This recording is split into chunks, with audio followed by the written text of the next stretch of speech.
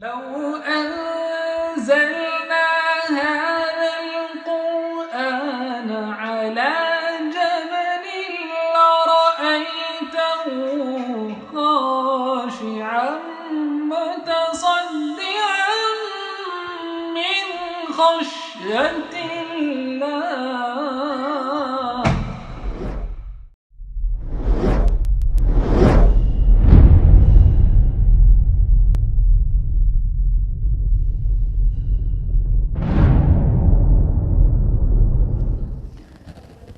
الله.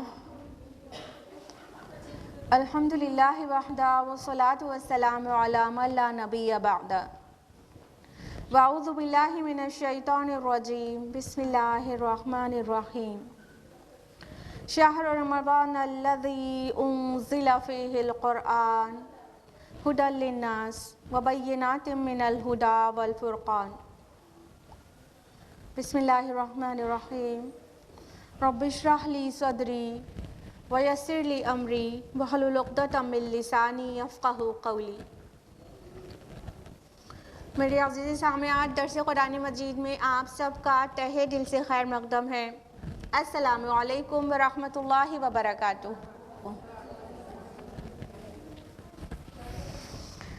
زوم پر موجود آڈینس کا بھی ویلکم ہے. سب سے پہلے آپ لوگ اپنی خیریت بتاتے ہیں نا، تو بتائیے کیسے آپ لوگ؟ الحمدللہ اچھے، بہت اچھے، الحمدللہ. اللہ تعالیٰ آپ کو اچھا رکھے، صراط مستقیم پر رکھے، بہت خوشحال رکھے اور دنیا اور آخرت دونوں میں کامیابی سے نوازے، آمین. درس قرآن میں کون سی سورہ چل رہی ہے؟ سورہ انبیاء. لاسٹ ویک ہم لوگوں نے سورہ انبیاء میں کہاں تک جانا تھا؟ آیت نمبر 72 تک. تو پھر آج ہم لوگوں کو تفصیل سے آیت نمبر 73 آنورڈز جاننا ہے، رائٹ؟ تو لاسٹ ویک کا جلدی سے ریویژن لے لیتے ہیں. ابراہیم علیہ السلام کا قصہ چل رہا تھا، ٹھیک ہے؟ تو ابراہیم علیہ السلام کے متعلق یہ ساری چیزیں ہم لوگوں نے جانی تھی کہ ان کو جب آگ میں ڈال دیا گیا تو اللہ تعالیٰ نے انہیں حفاظت سے بچا لیا، ان کو بالکل بھی انجری کوئی بھی طرح کی نہیں ہونے پائی. اور پھر ابراہیم علیہ السلام کو ہجرت پیش آئی اور وہ ابراہیم علیہ السلام اور ان کے بھتیجے لوط علیہ السلام وہاں سے نکلے ہجرت کے لیے، ٹھیک ہے؟ اور اللہ تعالیٰ نے ان پر اپنی جو نعمتیں کی تھیں وہ یاد دلائی کہ اللہ تعالیٰ نے ان کو اس کے بعد اسحاق اور یعقوب نافلہ آیا کہ عیسیٰ کے بعد یعقوب، یعنی بیٹے تو اسحاق تھے علیہ السلام اور ان کے بیٹے یعقوب علیہ السلام تھے، یعنی پوتے اسحاق علیہ السلام نوازا، اور ان سبھی کو اللہ تعالیٰ نے صالحین کی جماعت میں رکھا، ٹھیک ہے؟ تو یہاں تک ہم لوگوں نے جانا تھا. اب پھر آیت نمبر 73 آنورڈز ہم لوگ آج جانیں گے. آیت نمبر 73 ہے اعوذ باللہ من الشیطان الرجیم بسم اللہ الرحمن الرحیم وَجَعَلْنَاهُمْ أَئِمَّةً يَهْدُونَ بِأَمْرِنَا، اور ہم نے انہیں امام بنا دیا جو ہدایت دیتے تھے ہمارے حکم سے. وَأَوْحَيْنَا إِلَيْهِمْ فِعْلَ الْخَيْرَاتِ وَإِقَامَ الصَّلَاةِ وَإِيتَاءَ الزَّكَاةِ، اور ہم نے ان کی طرف وحی کی، نیک کام کرنے کی، نماز قائم کرنے کی اور زکوٰۃ ادا کرنے کی. وَكَانُوا لَنَا عَابِدِينَ، اور وہ سب کے سب ہماری بندگی کرنے والے تھے. اب اللہ سبحانہ و تعالیٰ اپنے انبیاء کا ذکر کر کے، یعنی فیملی آف ابراہیم علیہ السلام، ان کا ذکر کر کے فرمایا ہم نے ان سب کو امام بنا دیا. یہ ائمہ ورڈ آیا نا، ائمہ مینس کیا ہوتا ہے؟ ائمہ کیا ہوتا ہے؟ امام کا پلیورل ہے، ٹھیک ہے؟ امام سنگولر ہے اور ائمہ پلیورل ہے.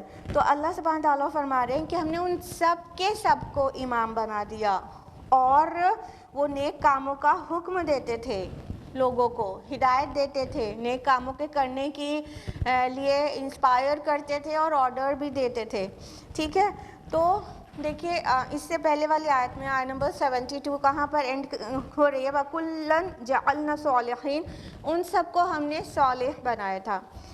اب جو صالح ہوتا ہے نا تو وہ دوسروں کو بھی چاہتا ہے نیکی کی طرف آئیں، وہ اکیلے بیٹھ کے گولا کھینچ کے وہاں پر بیٹھ کے صالح نہیں رہ سکتا، ٹھیک۔ انبیاء علیہم السلام کی یہ پہلی بات تو ان کے اوپر اوبلیگیشن ہی تھا، اور غیر نبی کے لیے یہ بالکل وہ بھی اپنے اوپر اوبلیگیشن ہی کر لیتا ہے کہ اگر میں حق پر ہوں تو یہ حق دوسروں تک پہنچاؤں، اور اگر میں صالح ہوں تو دوسرے بھی صالح بن جائیں۔ وہ اپنے آپ کو صرف آگ سے نہیں بچانا چاہتا ہے بلکہ لوگوں کو بھی اچھائی کا حکم دیتا ہے۔ تو یہ سبھی جو انبیاء حضرات تھے ان کو اللہ تعالیٰ نے فرمایا کہ ہم نے ان کو امام بنا دیا، they were leaders، ٹھیک ہے، اور باقی لوگوں کو ان کا فالوور بننا تھا کہ وہ حق کی طرف لوگوں کو بلائیں۔ اور فرمان کے بارے میں کہ ہم نے ان کی طرف وحی کی نیک کام کرنے کی، تو وہ تو انبیاء تھے تو ان کی طرف وحی تو خیر وہ جو وحی اس معنی میں ہے جو صرف نبیوں کے پاس آتی ہے وہ ان کے پاس آتی تھی، لیکن یہاں اگر عام انسان مراد لیا جائے اور نبی بھی مراد لیا جائے تو یہاں پر کیا معنی لگے گا کہ نیک کام کرنے کی توفیق اللہ کی طرف سے ہی ہوتی ہے۔ وہ وحی جو ہے اللہ تعالیٰ دل میں نیک کام کرنے کی خواہش القاء کر دیتے ہیں، ٹھیک۔ یعنی اگر کوئی سوچ رہا ہو کہ وہ تو انبیاء تھے ان کے دل میں وحی کر دی گئی کہ وہ نیک کام کریں اور نماز ادا کریں اور زکوٰۃ دیں، لیکن ہم لوگوں کے ساتھ تو ایسا نہیں ہے، ہمارے پاس وحی تو آتی نہیں ہے تو ہمیں توفیق نہیں ہوتی۔ بات یہ نہیں ہے، بات یہ ہے کہ جو حق پر چلنا چاہتا ہے اللہ تعالیٰ اسے توفیق دیتے ہیں، لیکن انسان چاہے مادہ پرستی کرنا اور اس کے سارے قول فعل اور ساری چیز دنیا کمانے کے لیے ہو اور اندر سے وہ متکبر ہو، حق پہنچتا ہو تو بھی انکار کرتا ہو، پھر وہ کہے کہ مجھے نیک کام کی توفیق ہوگی تو کروں گی، یا جب مجھے اللہ ہدایت دے گا تو میں بھی ہدایت پر آ جاؤں گی، تو اس کا جواب ہے واللہ لا یہدی القوم الفاسقین، اللہ تعالیٰ فاسق لوگوں کو ہدایت نہیں دیتا۔ سورہ توبہ سورہ نمبر 9 آیت نمبر 24۔ تو کس کو ہدایت دیتا ہے؟ جو ہدایت پانا چاہتا ہے۔ تو یہاں پر جو کہا گیا کہ ہم ان کو وحی کرتے تھے نیک کام کرنے کی، تو مطلب یہ ہوا کہ اللہ بات دل میں ڈال دیتا ہے، توفیق دے دیتا ہے، اور نماز قائم کرنے اور زکوٰۃ ادا کرنے کی۔ یہاں بات یہ واضح ہو گئی کہ نماز یعنی صلاح اور زکوٰۃ صرف رسول اللہ صلی اللہ علیہ وسلم اور ان کی امت کے لیے نہیں تھا بلکہ دیگر تمام انبیاء اور ان کی امتوں کے لیے بھی نماز قائم کرنا اور زکوٰۃ دینا فرض رہا ہے۔ اب ظاہر بات ہے کہ وہ اس کی صورت الگ ہوگی، ہم نمازوں میں قرآن پڑھا کرتے ہیں تو دیگر اہل کتاب نمازوں میں اپنی کتابوں کا ریسیٹیشن کرتے تھے اور ان کی طریقہ سم تھنگ ڈفرینٹ ہو سکتا ہے، لیکن رکوع سجود سب کی نمازوں میں تھا اور شریعت الگ الگ تھی لیکن کچھ بنیادی چیزیں سب کے لیے تھیں، ٹھیک۔ تو نماز اور زکوٰۃ کا ذکر کس کے لیے آ رہا ہے؟ انبیاء علیہم السلام، کن کے لیے؟ حضرت ابراہیم علیہ السلام اور ان کی اولاد میں سے جتنے نبی رہے ان کی قوموں کے لیے، کہ ان سب کو یہ آرڈر دیا گیا تھا، اور فرمایا کہ وہ سب کے سب ہماری بندگی کرنے والے تھے۔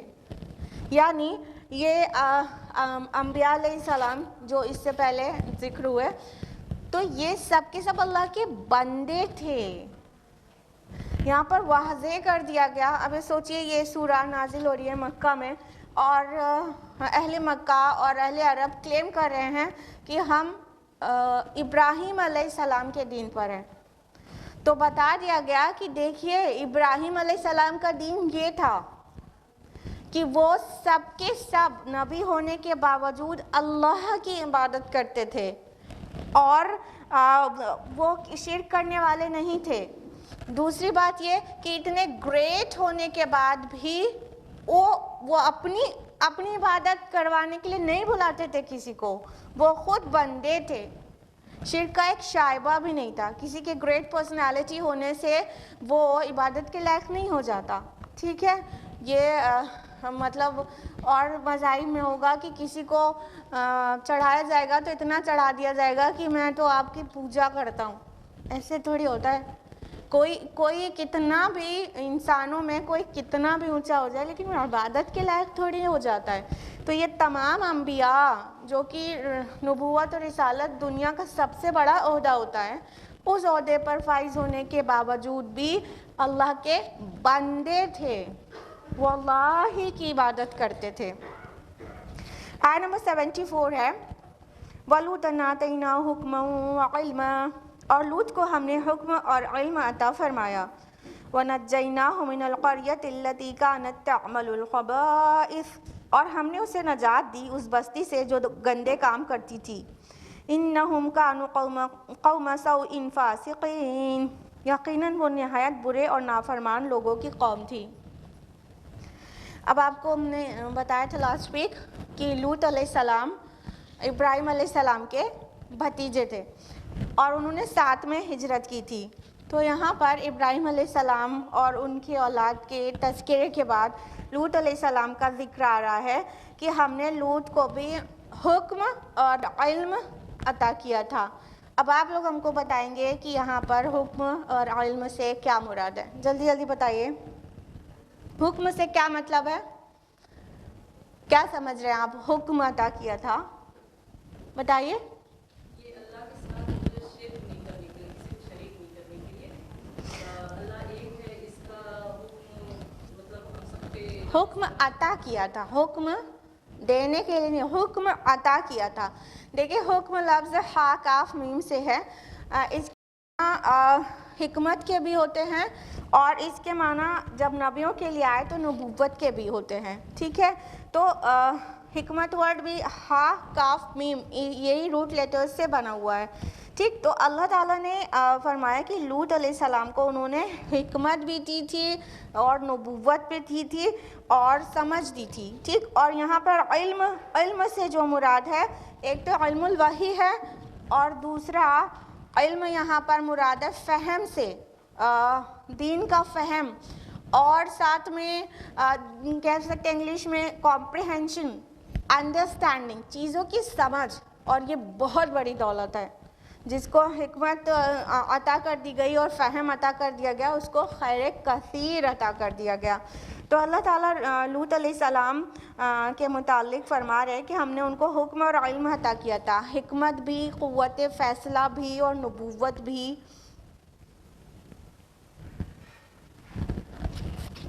तो ये सारी चीज़ें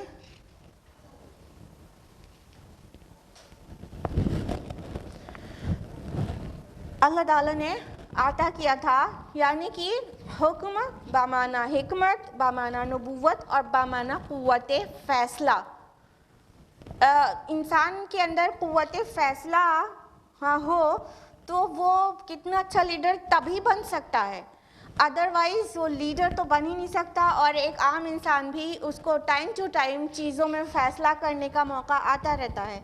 तो ये जो क़ुव्वत फ़ैसला है कि चीज़ों को जज कर पाना और सही जजमेंट देना, चाहे वो अपने खुद के लिए ही हो। हम ऐसी सिचुएशंस में खुद बहुत बार आते रहते हैं कि ये करूं कि ये करूं ना।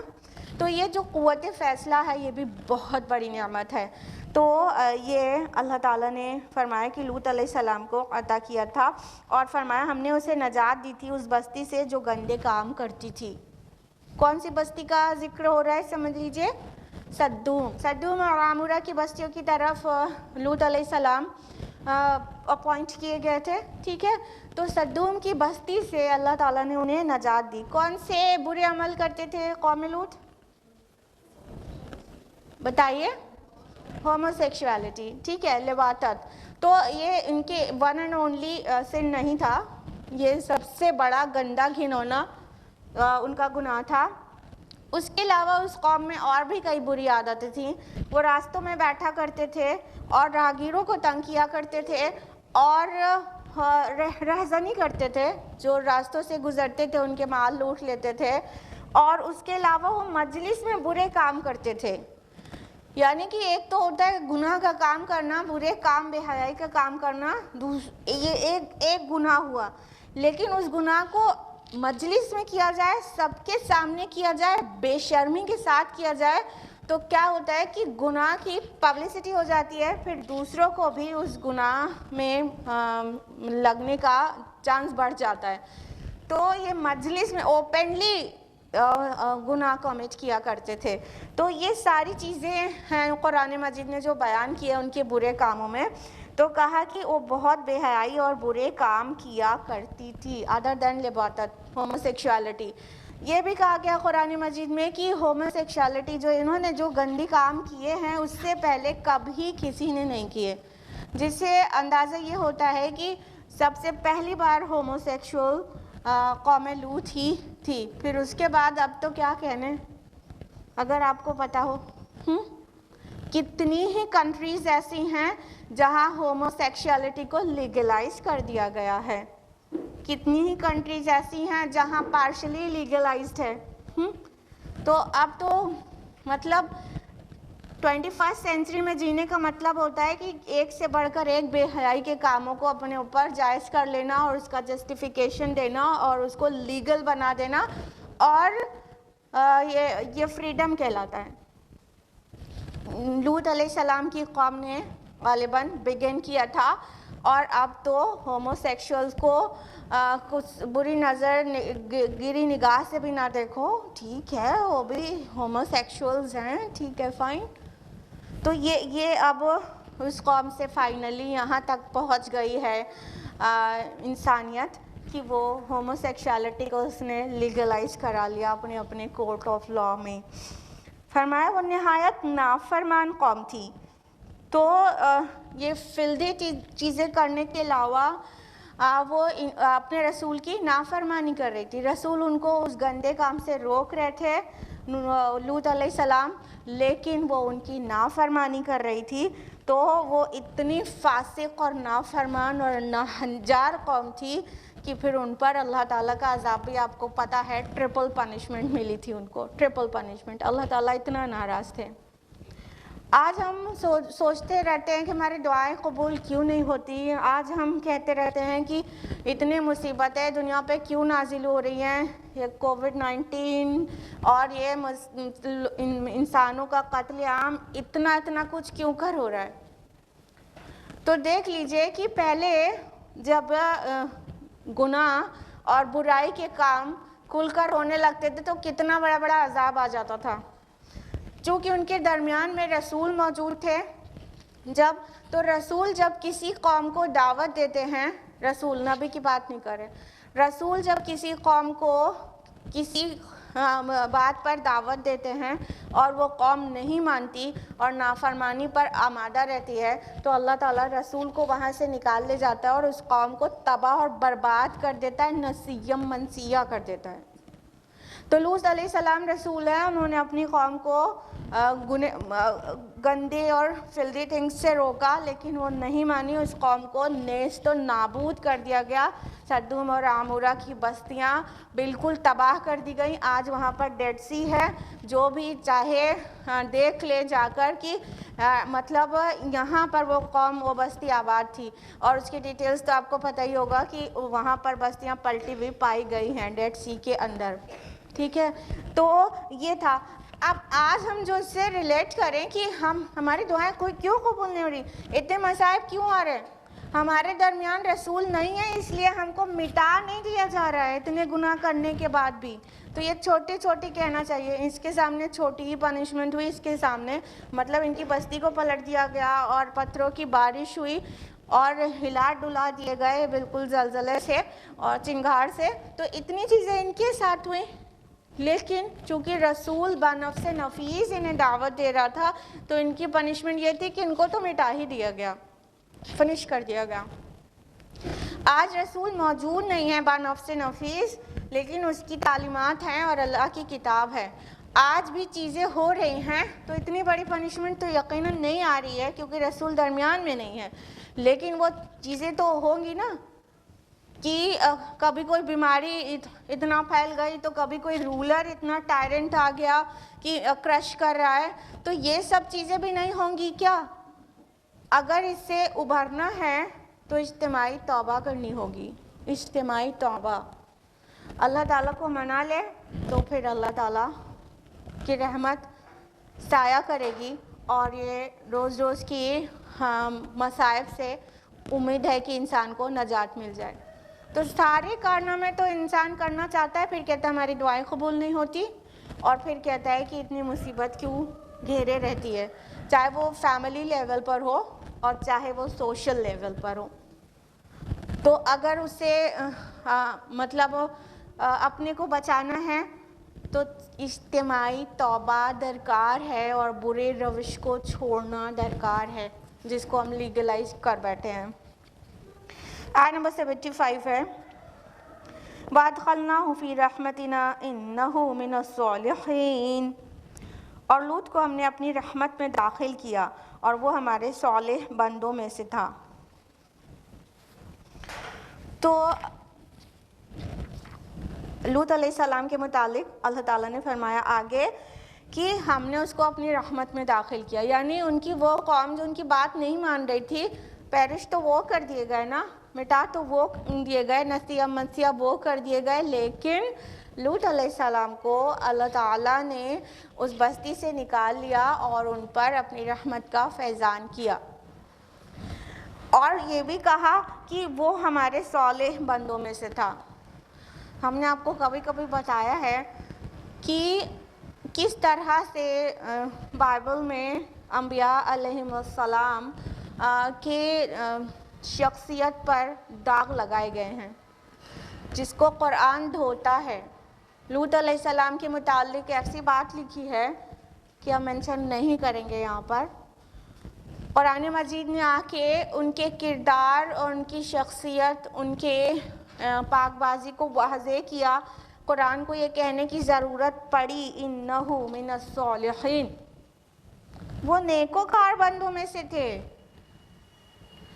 قرآن نے انبیاء علیہم السلام کی جو کردار اور جو ان کی اوصاف پیش کیے ہیں، اس سے پتہ چلتا ہے کہ وہ کتنے پاک باز اور کس کردار و اخلاق اور اطوار کے مالک تھے. ورنہ تو یہ جو کتابیں جس میں ایڈلٹریشن ہو چکا ہے، ان کتابوں نے تو انبیاء علیہ السلام کے اوپر اتنے بڑے بڑے بہتان لگا دیے کہ مطلب انسانیت تو کنفیوز ہی ہو کے رہ جائے. جب اللہ کا رسول بھی ایسی چیزیں کر سکتا ہے تو پھر باقی کے لیے تو پھر گرانٹیڈ ہو ہی گیا نا. تو قرآن مجید اپنے نبیوں کے بارے میں بھی کہتا ہے وہ صالح بندوں میں سے تھے، یعنی وہ سب جو کچھ ہے وہ بالکل بہتان ہے، اور وہ گندی باتیں وہ کبھی کر ہی نہیں سکتے تھے.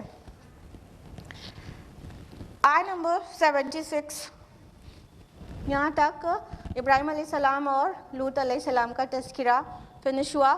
اب اور پیچھے کے زمانے میں جا رہا ہے، نوح علیہ السلام کا ذکر آ رہا ہے. دیکھیں یہاں پہ آرڈر جو ہے وہ ٹائم کے حساب سے نہیں ہے. تو یہ نوح علیہ السلام پہلے کے رسول ہیں اور ابراہیم علیہ السلام نوح علیہ السلام کے بعد ہیں، لیکن نوح علیہ السلام کا تذکرہ بعد میں آ رہا ہے. آیت نمبر 76 وَنُوحًا إِذْ نَادَى مِن قَبْلُ فَاسْتَجَبْنَا لَهُ، اور نوح کو بھی ہم نے اپنی ہدایت بخشی جب اس نے دعا کی تھی اس سے پہلے، تو ہم نے اس کی دعا کو قبول کی. فَنَجَّيْنَاهُ وَأَهْلَهُ مِنَ الْكَرْبِ الْعَظِيمِ، اور ہم نے نجات دی اس کو اور اس کے گھر والوں کو بہت بڑے کرب سے. اب نوح علیہ السلام کے متعلق مختصر میں یہاں پہ دیکھیں گے آپ انبیاء علیہ السلام کا اور ان کے اوصاف کا ایک گلدستہ ہے، اور بہت مختصر میں ان کا تذکرہ ہے، اور جو بھی تذکرہ ہے وہ انباء الرسول کے انداز میں نہیں، قصص النبیین کے انداز میں ہے. ٹھیک ہے، دونوں ٹرمز ہم اکثر یوز کرتے رہتے ہیں، اگر آپ کے لیے معروف ہو، نہیں تو مختصر میں بتا دیں کہ انباء الرسول جب رہے گا تو نبیوں کے وہ قصے جو نبی اللہ کی عدالت بن کر آئے تھے، رسول بلکہ کہنا چاہیے، اور ان کی قوم نے ان کی بات کو نہیں مانا تو پھر ان پر عذاب آ گیا. یہ انداز ہے انباء الرسول کا. ٹھیک ہے، क़िससुन नबिय्यीन, जब किस्से का अंदाज़ वो हो नबियों के जहाँ पर इस तरह से मैसेज देना और कौम का नहीं मानना और उनको पेरिश करने का कोई ज़िक्र ना हो, बल्कि उनके दीगर क़सस हो, तो वो क़िससुन नबिय्यीन कहलाता है। ठीक है, तो ये आयत नंबर 76 में नूह अलैहिस्सलाम का ज़िक्र आया है। वो तफसीलन नहीं आया जैसे सूरह नूह में आया है, आराफ में आया है। यहाँ पे बस मुख्तसर में आया है कि हमने उनको भी हिदायत बख्शी थी और उनकी दुआ को कबूल किया था जब उन्होंने मांगी थी, जब पुकारा था तो हम उनकी पुकार को पहुँचे थे और उसका जवाब दिया था।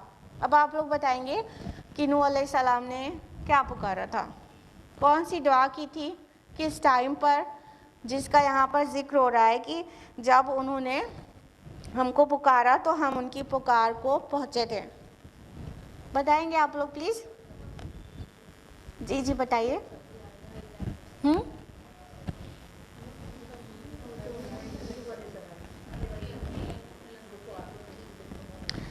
सूरह कमर सूरह नंबर 54 आयत नंबर 10 में है कि फदआ रब्बहू अन्नी मगलूबुन फंतसिर, कि उन्होंने दुआ की कि ए मेरे रब मैं मगलूब हो गया हूँ, बस आप मेरी मदद कीजिए।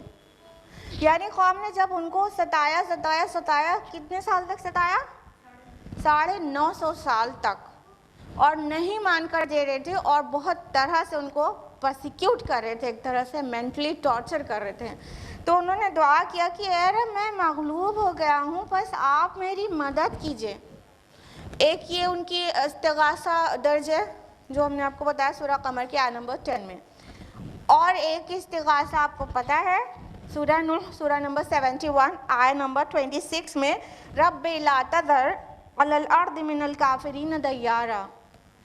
वो इस कदर उनसे परेशान हो चुके थे कि उन्होंने ये दुआ कर ली कि ए रब अब किसी भी काफिर को ज़मीन पर चलता फिरता बसता न छोड़।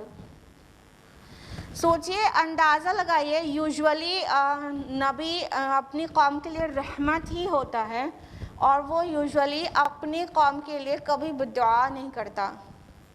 लेकिन आप अंदाज़ा लगा सकते हैं कि आपके घर में सास नंद कोई बातें करती हैं, 3-4 साल हो गया होता है आपके निकाह को, तो फिर आप कहते हैं हम पक चुके हैं, और छोटी छोटी बातों से कहते हैं हम सैचुरेट हो गए। अब ज़रा उसको मल्टीप्लाई करके 950 साल बना लीजिए, फिर बताइए। 950 साल तक वो कोशिश करते रहे, उन्हें हक़ की तरफ बुलाते रहे। अब तो हम लोग की उम्रें ही उतनी नहीं होती, और उसमें से उम्र का एक थोड़ा हिस्सा भी अगर हम किसी से परेशान रहते हैं तो कहते हैं बस अब बहुत हो गया, और बहुत जल्दी ये बोल देते हैं। नूह अलैहिस्सलाम 950 साल तक उनको बुलाते रहे हक़ की तरफ, नहीं माने, और सिर्फ नहीं मानना ही नहीं, तकज़ीब करना, परेशान करना, तमस्खुर करना, और जो लोग ईमान ले आए थे उनका मजाक उड़ाना, ताने देना, और ना जाने क्या क्या। इतना बर्दाश्त करने के बाद अल्टीमेटली नबी की ज़ुबान से ये दुआ निकल गई कि रब अब इनको ज़मीन पे चलता फिरता ना छोड़, क्योंकि ये चलेंगे फिरेंगे तो ऐसा ही ढीठ और जालिम कौम को ही जन्म देंगे, यानी इनकी आने वाली नस्लें भी इसी कदर ढीठ रहेंगी जो आपकी नाफरमान होंगी। तो नूह अलैहिस्सलाम ने ये दुआ कर डाली, जो कि यूजुअली देखने को नहीं मिलती है कि रसूलों की ज़ुबान से ऐसी बात निकली हो। लेकिन आप उस टाइम पीरियड का अंदाज़ा लगाइए, आपको अच्छी तरह समझ में आ जाएगा कि किस तरह वो परेशान हो चुके होंगे, तब उन्होंने अपनी कौम के लिए बात ज़ुबान से निकाली। तो अल्लाह सुब्हान ताला उनकी दुआ को पहुँचे और फरमाया हमने नजात दी उसको और उसके घर वालों को बहुत बड़े कर्ब से। अब ये कर्ब अज़ीम जो कहा गया, तो ये किसको कहा गया? ग्रेट डिस्टर्बेंस किसको कहा गया? हाँ, फ्लड को भी कह सकते हैं, जो गर्काबी और तूफ़ान था, और मुसलसल तकज़ीब को भी कर्ब अज़ीम समझ सकते हैं कि पूरे टाइम सताते रहे, ना ही माने, तकज़ीब करते रहे, झुटलाते रहे। तो ये भी तो कर्ब अज़ीम ही था ना। ज़रा अपने पर डाल के सोचिए, हम लोग को लगता है कि इट्स नथिंग ग्रेट ना।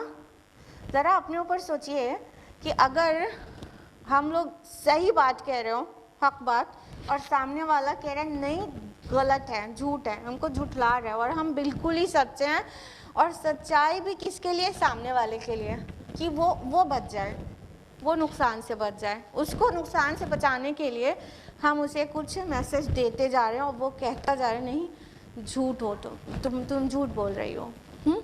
तो ये तकज़ीब हम किस हद तक बर्दाश्त कर सकते हैं? तो हाँ, रसूलों ने तकज़ीब को बर्दाश्त किया है। सोचिए, जो ज़ात मासूम हो, कभी कोई ख़ता ना की हो, वो अल्लाह के नाम पे झूठ बोलेगा, और अल्लाह के नाम पे झूठ बोलने का इल्ज़ाम। तो इस तकज़ीब को बर्दाश्त करना क्या कर्ब अज़ीम नहीं है? ग्रेट डिस्टर्बेंस जिसको कहा कुरान हकीम ने, तो ये भी मतलब हो सकता है। और वो जो ग्रेट फ्लड था, वो तूफ़ान था, उस तूफ़ान से भी नजाती नूह अलैहिस्सलाम को, यानी वो और उनकी जो वो लोग ईमान लाए थे वो बच गए। और जाहिर बात है उससे मुराद वो 950 साल का डिस्टर्बेंस और 950 साल का सहना भी हो सकता है कर्ब अज़ीम का मतलब। और यहाँ पर जो कहा है कि हमने नजात दी, अनज्जयनाहु व अहलहु, उनके अहल को। तो ये अहल कौन है? एग्जैक्टली, माशाअल्लाह, अल्लाह ताला आप लोग के इल्म और अक्ल में मज़ीद इजाफा करें। उनके अहल से मतलब उनकी फैमिली नहीं है, और अगर फैमिली है तो एंटायर फैमिली नहीं है, क्योंकि उनके कुछ बेटे उन पर ईमान लाए थे, लेकिन उनका एक बेटा जो कुरान रिकॉर्ड करता है उसको कि वो ईमान नहीं लाया था, और उनकी बीवी ईमान नहीं लाई थी। ठीक है, तो ये फैमिली, ये अहल से मुराद उनकी वो फैमिली नहीं है, उन अहल से मुराद वो ईमान वाले लोग हैं, मोमिनीन हैं, अहले दीन हैं। तफसीर कबीर में इमाम राजी कहते हैं कि ये क्या है? अहले दीन है, दीन के लोग हैं। और कुर्तुबी कहते हैं कि ये मोमिनीन हैं। ठीक है, तो नबी के अहल एक्चुअली इस पर ईमान लाने वाले होते हैं। उनकी फैमिली में जो लोग ईमान लाए, जाहिर है वो भी उसी में आए ही, लेकिन जो लोग फैमिली में भी ईमान नहीं लाए, फिर वो नबी के अहल एक्चुअली नहीं हैं। आयत नंबर 77, वनसरनाहु मिनल कौमिल्लज़ीना कज़्ज़बू बिआयातिना, और हमने उसकी मदद की उस कौम के मुकाबले में जिन्होंने हमारी आयत को झुठलाया था। अन्नहुम कानू कौम सौइन फ़अग़रक़नाहुम अजमईन, इन्नहुम कानू कौम सौइन फ़अग़रक़नाहुम अजमईन, यकीनन वो बहुत बुरे लोग थे, तो हमने उन सबको गर्क कर दिया।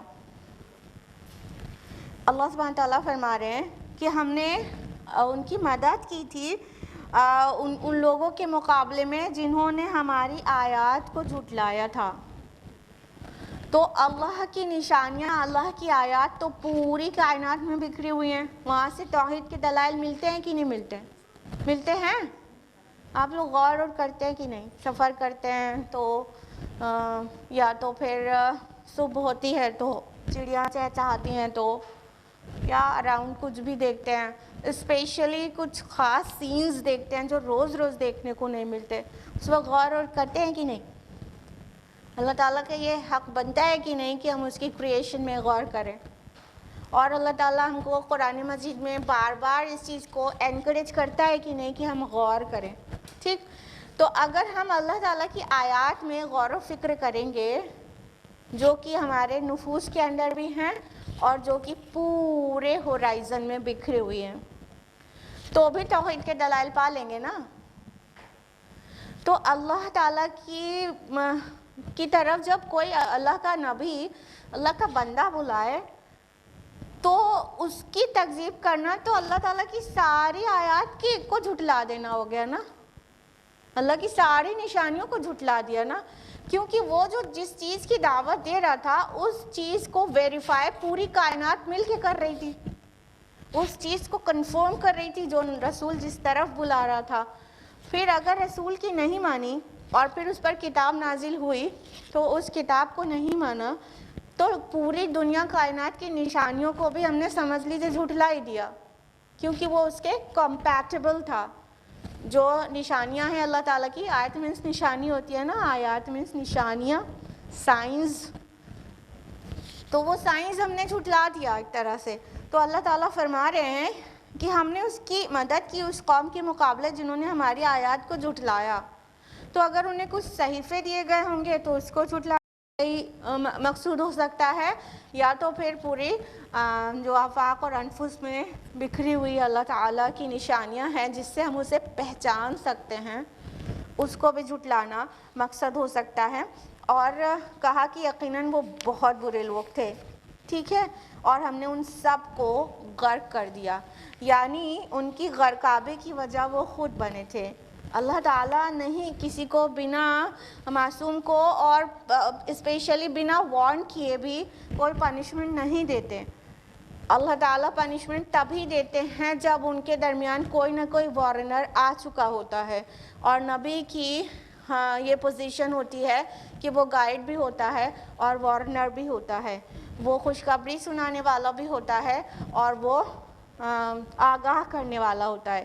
بشیر اور نذیر یہ انبیاء علیہم السلام کی اوصاف ہیں.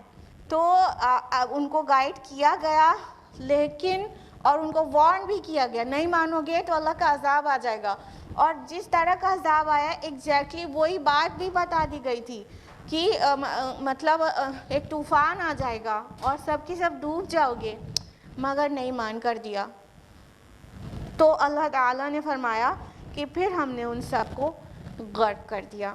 آپ سبھی کو پتہ ہے قوم نوح کے بارے میں تمام لوگوں کو پتہ ہے، نہ صرف مسلمانوں کو، جیوز کرسچنز کو، نہ صرف جیوز کرسچنز کو بلکہ پوری دنیا کو یہ بات پتہ ہے.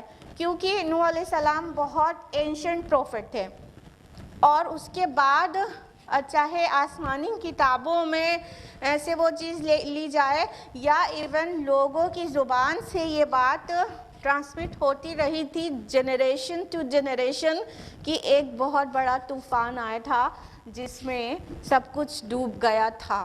تو چاہے مطلب مسلمز ہو یا اہل کتاب ہوں یا نہ بھی ہوں، یہ تینوں ریلیشن کے لوگ نہ بھی ہوں، باقی لوگوں کو بھی پتہ ہے. اور یہ جیولوجی اور ہمارے جو سائنس کے ڈفرینٹ برانچز ہیں وہ بھی اس بات کو کنفرم کرتی ہیں کہ ایک مڈل ایسٹ میں ایک لوکل فلڈ آیا تھا. It was a local flood. یہ مت سمجھے پوری دنیا ڈوب گئی تھی، لاجیکلی بھی فٹ نہیں ہوتا. بائبل میں ہے کہ یہ یونیورسل فلڈ تھی لیکن قرآن ایسا اس کو کنفرم نہیں کرتا. لوکل فلڈ تھی وہ، اور لوکل فلڈ مطلب وہ جو مڈل ایسٹ کا پورا ایریا ہے وہ پورا غرقاب ہو گیا تھا.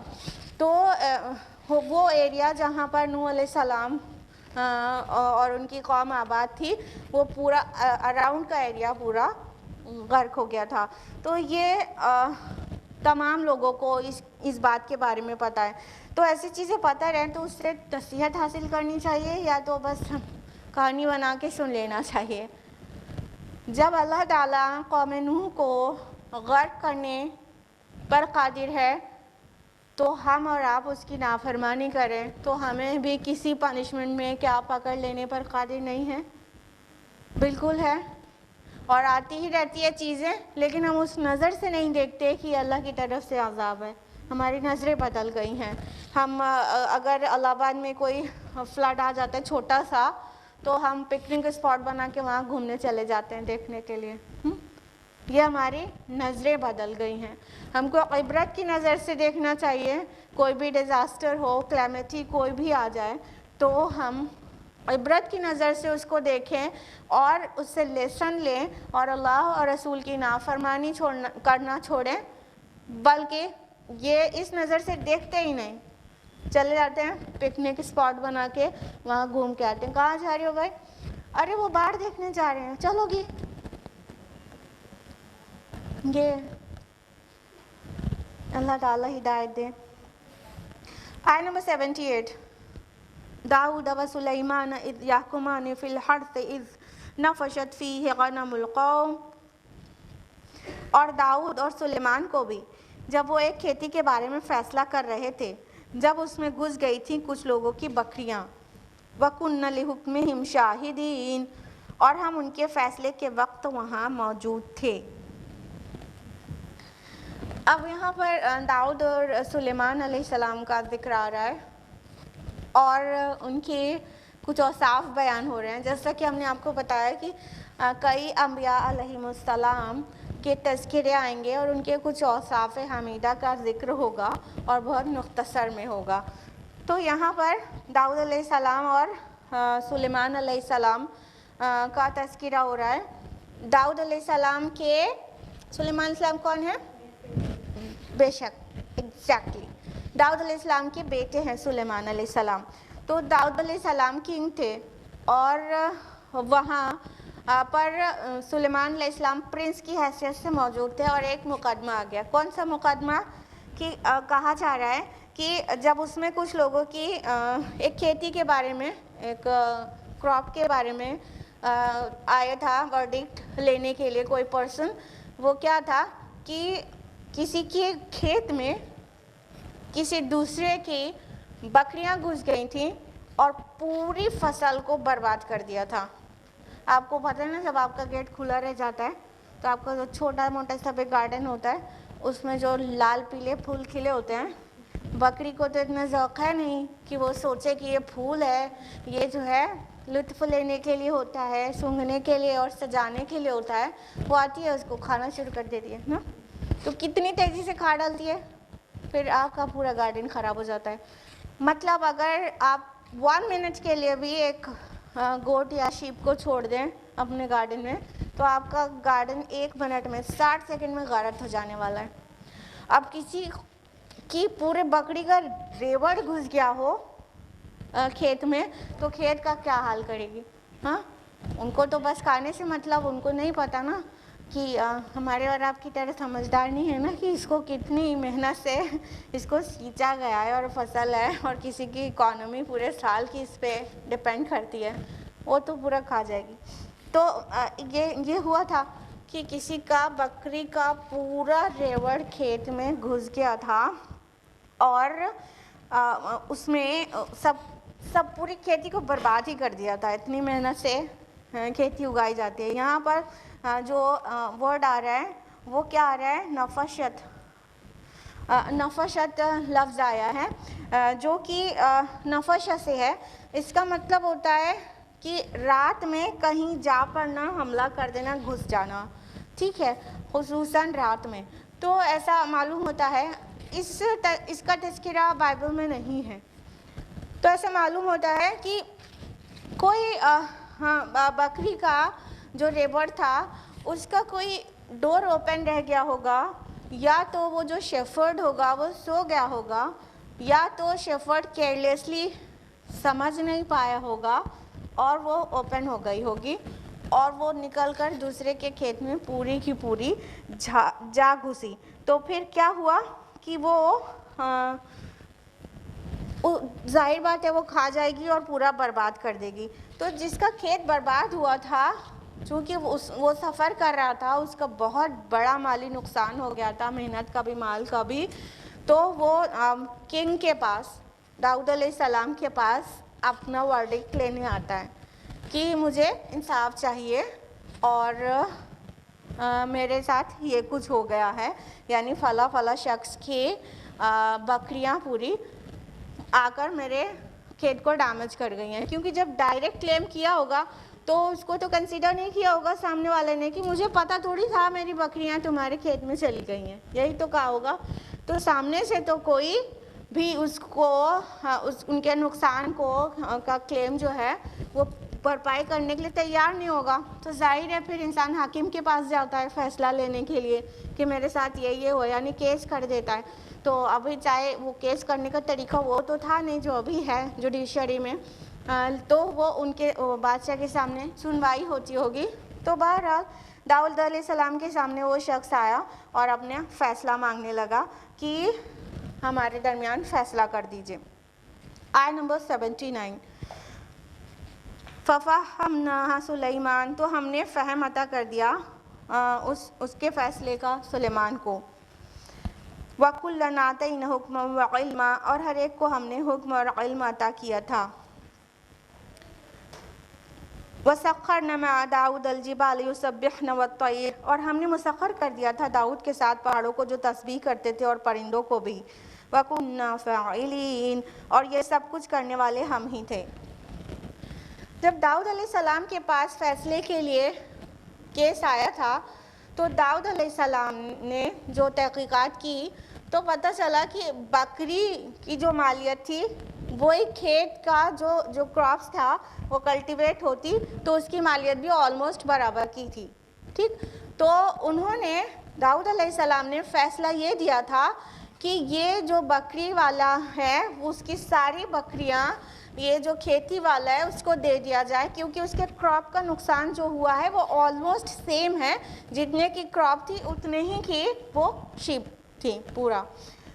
تو یہ فیصلہ داؤد علیہ السلام نے دے دیا تھا، اور سلیمان علیہ السلام ایز اے پرنس وہاں پر موجود تھے۔ کہنے کا مطلب وہ ان کے بیٹے تھے تو وہاں پر وہ کم عمر تھے، مطلب وہ اس وقت بہت میچور اور بہت بڑی عمر کے نہیں تھے، لیکن کم عمر کے تھے، لیکن اللہ تعالیٰ فرما رہے ہیں کہ ہم نے اس کا فہم سلیمان کو دے دیا، یعنی داؤد علیہ السلام کا جو فیصلہ تھا وہ بھی حق بجانب تھا، وہ فیصلہ حق پر تھا کہ ٹھیک ہے اس کا کمپنسیشن یہی ہو سکتا ہے کہ جس کی جانوروں سے نقصان ہوا ہے آلموسٹ اتنا ہی اس کو دے دیا جائے، تو اس کے پاس بکریاں تھیں تو بکریاں دے دیا جائے، اس کے پاس کھیتی نہ ہو کہ جو بکری والا تھا۔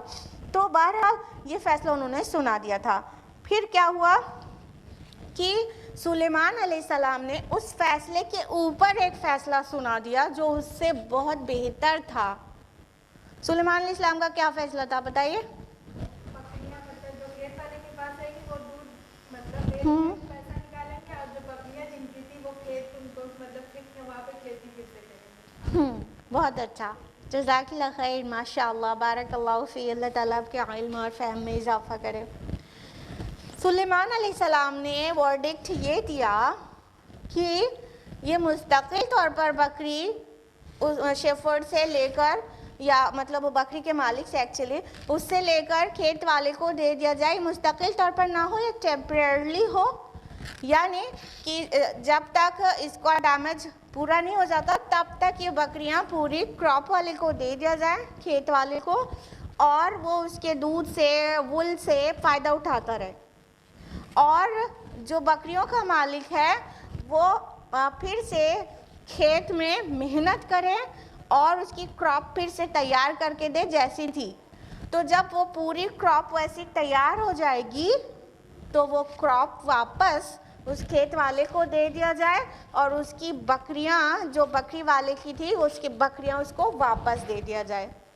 تو یہ اور اچھا فیصلہ تھا، یہ اور وائز ورڈکٹ تھا کہ مستقل طور پہ دے دیا جاتا تو پھر اس کو بھی آئندہ کی اپنی انکم کا پرابلم ہوتی، فائنینشیل پرابلم ہوتی، اور ادھر اس کی پرابلم یہی تھی نا کھیت والے کی کہ اس کی جو محنت تھی اور اس کا جو پورا مطلب اس سے جو کلٹیویٹ کر کے اسے ارننگ ہونے والی تھی اس کا نقصان ہوا تھا۔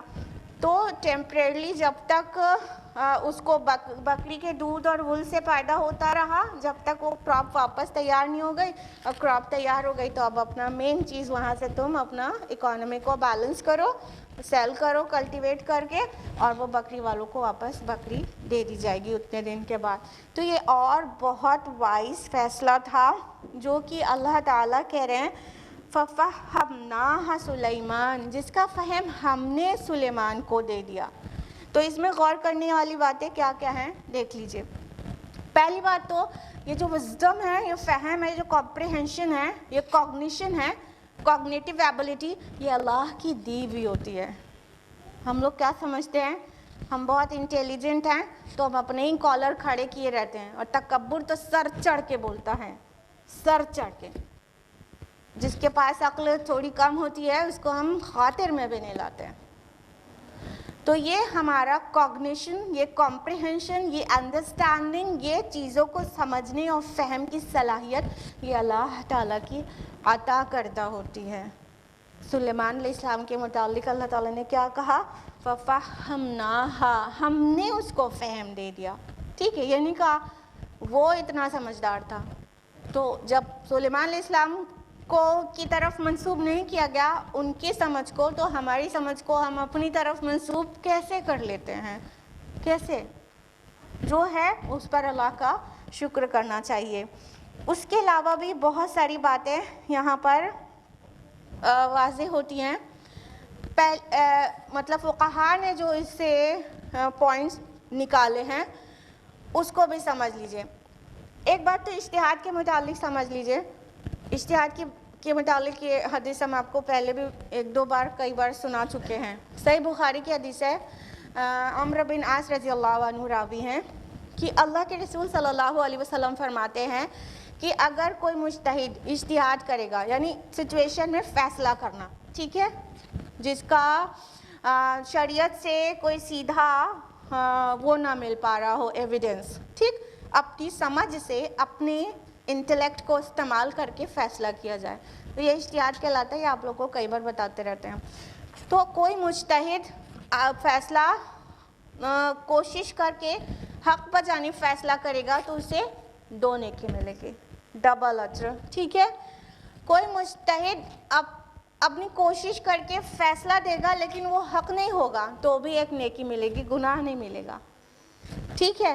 तो इज्तिहाद वो अमल है कि हक़ का फ़ैसला हुआ तो भी 2 नेकी, और फ़ैसला हक़ नहीं हुआ चूँकि इज्तिहाद था, शरीयत से उसका कोई एविडेंस नहीं मिल रहा था। जो बात शरीयत में मिल जा रही है वो नहीं कि अब मनमानी से फ़ैसले करेंगे। क्लियर है ना इज्तिहाद का मतलब? तो अगर फ़ैसला गलत भी हो गया तो भी मुज्तहिद को 1 नेकी ज़रूर मिलेगी। उसने कोशिश की थी बट अल्टीमेटली वो पहुंच नहीं पाया, उसने अपनी फ़हम लगाया था। तो मुज्तहिद के लिए तो ये है। उसके अलावा अबू दाऊद और इब्न माजा की हदीस है जिसमें अल्लाह के नबी सल्लल्लाहु अलैहि वसल्लम फरमाते हैं काजी 3 तरह के होते हैं। एक काजी जन्नत में जाएगा और 2 जहन्नमी हैं, ठीक। जन्नत में जाने वाले काजी का जो वस्फ बताया गया कि वो ये कि जब हक़ वाज़ेह हो जाए तो हक़ के मुताबिक फ़ैसला दे। काजी का मतलब जज होता है। हम लोग के दिमाग में काजी की अलग पिक्चर है, जज की अलग पिक्चर है। काजी मतलब जज, ठीक है। तो जब काजी यानी जज पर हक़ वाज़ेह हो जाए तो हक़ के मुताबिक फ़ैसला दे, ये जन्नती काजी है, ठीक। एक काजी वो होता है जिस पर हक़ वाज़ेह हो जाए लेकिन फ़ैसला हक़ के मुताबिक ना दे, ये कहाँ जाएगा? जहन्नमी काजी है। तीसरा भी काजी होता है जो वो भी जहन्नमी है कि बग़ैर इल्म फ़हम के फ़ैसला करने बैठ जाए। इल्म नहीं है और फ़ैसला करने के लिए बैठ गए, वो भी जहन्नमी काजी है। हर काम का एक्सपर्ट होता है, तो फ़ैसला करना हो तो उसका इल्म भी तो होना चाहिए। जब शरीयत का इल्म ही नहीं है तो फ़ैसला क्या खाक सही कर पाएंगे? और जाहिलों के साथ के हाथ में जब बागडोर चली जाती है मिल्लत की, या वो जज बन जाते, काजी बन जाते हैं, तो फिर आपको पता है बेड़ा गर्क हो जाता है मिल्लत का ना, तो वो काजी भी जहन्नमी है। ये 3 तरह के काजी हैं। अली हदीस याद कर लीजिए। हक़ वाज़ेह हो जाए तो हक़ के मुताबिक फ़ैसला दे, वो जज जन्नती है। बाकी 2 हैं जो वो जहन्नमी है। हक़ वाज़ेह होने के बाद हक़ के ख़िलाफ़ फ़ैसला दे और इल्म होने के बगैर फ़ैसला करने बैठ जाए, तो ये दोनों जहन्नमी काजी हैं। उसके अलावा इस आयत से फ़ुक़हा ने और क्या क्या चीज़ अख़ज़ की है उसको भी समझ लीजिए। इस आयत से क्या पता चल रहा है कि इज़हार हक़ में कोई शर्म और अदब और लिहाज नहीं होना चाहिए। अब देखिए सिचुएशन में जाइए कि दाऊद अलैहिस्सलाम नबी हैं, ठीक है, बड़े हैं, वालिद हैं, बादशाह हैं, इतनी सारी उनकी पोजीशन है, और सुलेमान अलैहिस्सलाम उनसे छोटे हैं, अभी वो बादशाह भी नहीं है, उम्र में छोटे हैं, बेटे हैं उनके, ठीक। लेकिन उन्होंने एक फ़ैसला दिया, वो भी हक़ था। ये हमने आपको बताया ना, इज्तिहाद जब किया जाए तो अगर हक़ ना भी हो तो भी नेकी मिलती है। हालांकि वो फ़ैसला भी बिल्कुल ही हक़ था, اب یہ ڈیپینڈ کرتا ہے کہ کس کا کوگنیشن لیول کتنا زیادہ ہے تو وہ کتنا بہتر فیصلہ کر سکتا ہے. ٹھیک, تو داؤد علیہ السلام کا فیصلہ بھی حق تھا, لیکن اس سے بہتر ان سے چھوٹے ان کے بیٹے کے دماغ میں اللہ نے ڈالا تو انہوں نے بولا. تو اس سے کیا پتہ چلا؟ حق بات میں ادب, لحاظ, شرم کی, عمر کی لحاظ کرنے کی ضرورت نہیں ہے کہ ہے نہیں ہے نا. ہمارے یہاں تو بچے بولنے لگے, اگر ماں کو سکھانے لگے کہ تم اب ہوش میں ہو, الٹی گنگا بہا رہے ہو, بچپن سے تمہیں انگلی پکڑ کے چلنا ہم نے سکھایا, آج تم چلے ہو ہم کو سکھانے. جبکہ ایسا نہیں ہے, ان کی زبانیں بند نہیں کریں. حق پر اگر وہ ہوں تو ان کی سننا چاہیے اور ان کی بات کو اوپر رکھنا چاہیے. الٹیمیٹلی فیصلہ کس کا نافذ ہوا؟ سلیمان علیہ السلام کا, جو نہ ہی بادشاہ تھے اور موسٹ پروبیبلی نہ ہی تب تک نبی تھے. ٹھیک ہے, وہ تو چھوٹے تھے. تو ایک بات یہ واضح ہوتی ہے. دوسری بات یہ کہ جو حق ہے, جو فیصلہ ہے, اگر چھوٹا ہے, بڑا ہے یا کوئی اور ہے قاضی کے علاوہ, کئی بار اسے وہ پوائنٹ کو واضح کرنا واجب ہوگا, لیکن کئی بار مستحب ہوگا. سچویشن سے سمجھ میں آ جائے گا, آپ کو پوائنٹ سمجھ میں آ گیا ہوگا. اگر ایک دم غلط فیصلہ ہونے جا رہا ہے, اس سے کسی کے اوپر ظلم ہو جائے گا اور کوئی معصوم کو بہت بڑی سزا مل جائے گی, اور کسی کو وہ حق پتہ ہے لیکن اس کی پوزیشن نہیں ہے, چھوٹا ہے یا جو بھی ہے, پوزیشن میں نہیں ہے, عمر میں کم ہے, جو بھی ہے, لیکن اگر اس سے کسی کو سزائے موت ملنے والی ہے اور اس کو پتہ ہے سچویشن, اب اس کے بتانے سے سچویشن بدل جائے گی اور فیصلے پر نظر ثانی کی جائے گی, تو وہ سچویشن میں تو واجب ہو گیا نا بتانا. اور اگر فیصلے کا کم اچھا اور زیادہ اچھا ہونے کا ہے تو ظاہر بات ہے مستحب ہوا. یہ انڈرسٹوڈ ہے. ٹھیک ہے, تو it depends on the situation کہ یہ کب واجب ہو جائے گا حق کو ریویل کرنا اور کب مستحب رہ جائے گا. ٹھیک ہے. تیسری بات یہ سمجھ میں آئی کہ ایک قاضی کا فیصلہ دوسرے قاضی کے فیصلے کو منسوخ کر سکتا ہے. یعنی اگر کوئی قاضی, کوئی جج پہلے جج سے بہتر فیصلہ دے رہا ہے تو پہلے کا منسوخ ہو جائے گا اور قابل عمل دوسرے قاضی کا فیصلہ ہو جائے گا. اس میں کوئی شرعی قباحت ہے کہ نہیں ہے؟ نہیں ہے. اس کے علاوہ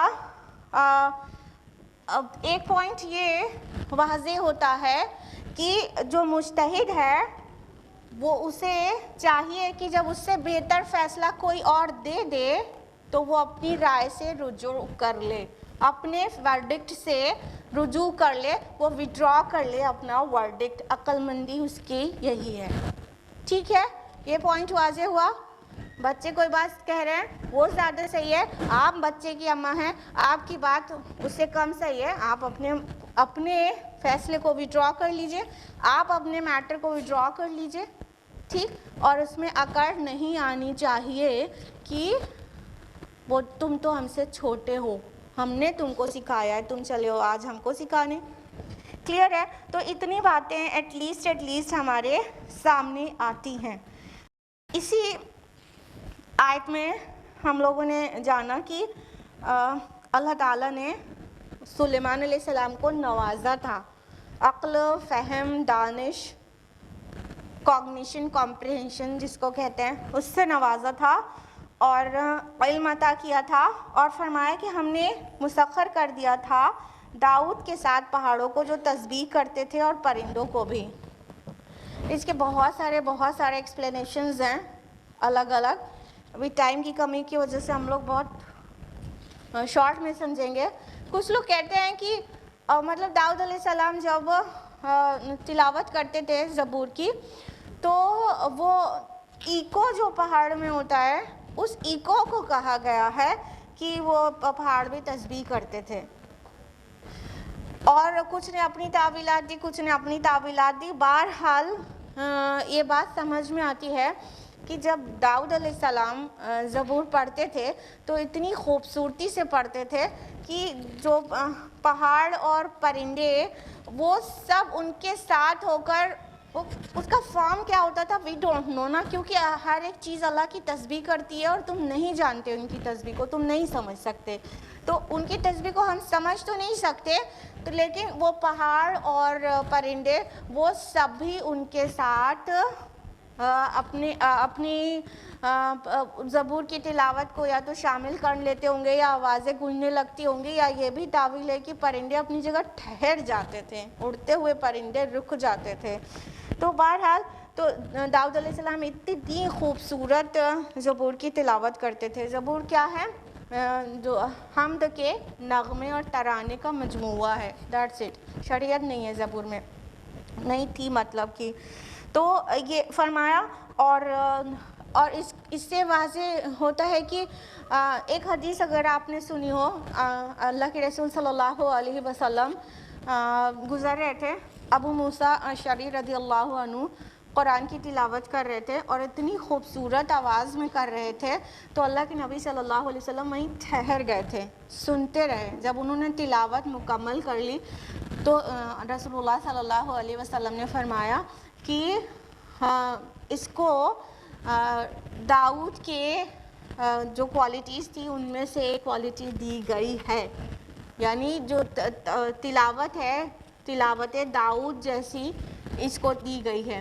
یعنی اس سے کیا پتہ چل رہا ہے کہ ممکن ہے داؤد علیہ السلام جب تلاوت کرتے, جیسے ابو موسیٰ اشعری تلاوت کرتے تو آپ صلی اللہ علیہ وسلم ٹھہر گئے تھے, تو داؤد علیہ السلام جب زبور کی تلاوت کرتے ہوں گے پرندے ٹھہر جاتے ہوں گے, اور پہاڑوں میں جو بھی آوازیں آتی ہوں, اور اگر وہ پڑھتے بھی ہوں تو ہمیں اور آپ کو اعتراض کرنے کا کیا حق بنتا ہے, وہ اللہ کے نبی تھے. اور فرمایا وَكُنَّا فَاعِلِينَ, اور سب کچھ کرنے والے ہم تھے. دیکھیے اللہ تعالیٰ اپنی طرف ایٹریبیوٹ کر رہا ہے چیزوں کو, جو چیزیں انسان سے ہوتی ہیں اچھی سے اچھی, جو اس کی کوالٹیز ہوتی ہیں وہ اللہ کی عطائی ہوتی ہیں نا, اس کے اذن اس کے سینکشن کے بعد ہی پاسبل ہوتی ہیں نا. تو ایکچولی فاعل حقیقی کون ہوا؟ اللہ تعالیٰ, ٹھیک ہے. تو ایکچوئل ڈوئر اللہ تعالیٰ ہے. جو کوالٹیز یا جو بھی ایٹریبیوٹس یا جو بھی ٹریٹس اللہ تعالیٰ انسانوں میں دے دیتے ہیں وہ اللہ تعالیٰ کی عطائی ہوتی ہے. تو فرمایا یہ سب کچھ کرنے والے ہم تھے. آج ہم لوگ یہیں پر رکیں گے, آیت نمبر 79 پر. آیت نمبر 80 آنورڈز انشاءاللہ ہم لوگ نیکسٹ ویک جانیں گے. آج کے لیے اتنا ہی. اللہ تعالیٰ سے دعا ہے کہ ہم سبھی کو قرآن مجید کا بہتر فہم نصیب کرے, اور اللہ تعالیٰ اس کتاب کے ذریعے ہماری دنیا اور آخرت دونوں سنوار دے, اور اس کو اسپریڈ کرنے کی ہمیں توفیق دے, تاکہ باقیوں کو بھی اللہ تعالیٰ آگ سے بچا لے. آمین. وآخر دعوانا الحمدللہ رب العالمین. والسلام علیکم ورحمۃ اللہ وبرکاتہ.